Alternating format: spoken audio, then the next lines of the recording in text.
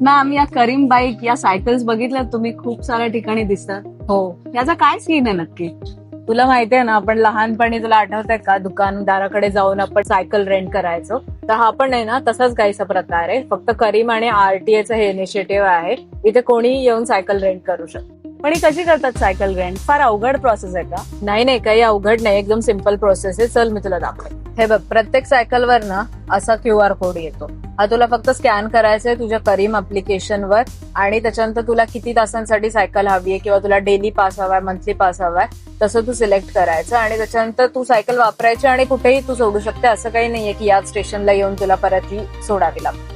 So हा जो तू map बघतेय तो दुबईचा सायकलिंग ट्रॅक आहे. सो तू नीट बघितलं तर याच्यातून मेजर डेस्टिनेशन कव्हर करू शकते, जसं की जुमेरा, बिझनेस बे, डाऊनटाऊन. सो जर कोणी इथं टुरिस्ट म्हणून पण फिरायला येत असतील आणि ते फिट असतील तर ते ही बाईक डेली बेसिसवर रेंट करू शकतात आणि ह्या सायकलिंग ट्रॅकला एक्सप्लोर करू शकतात. डेली रेंट ह्याचं फक्त 30 दिरहम आहे आणि तुला तर माहितीये दुबईची टॅक्सी किती महाग आहे. एक्झॅक्टली. सो तुम्ही कॉमेंट्स मध्ये सांगा की तुम्हाला हिवाळ्यामध्ये दुबई कशी एक्सप्लोर करायला आवडेल, महागड्या टॅक्सीमध्ये की अशा छानपैकी बायसिकल्सवर. आणि अशा काही टिप्ससाठी आम्हाला नक्की फॉलो करा.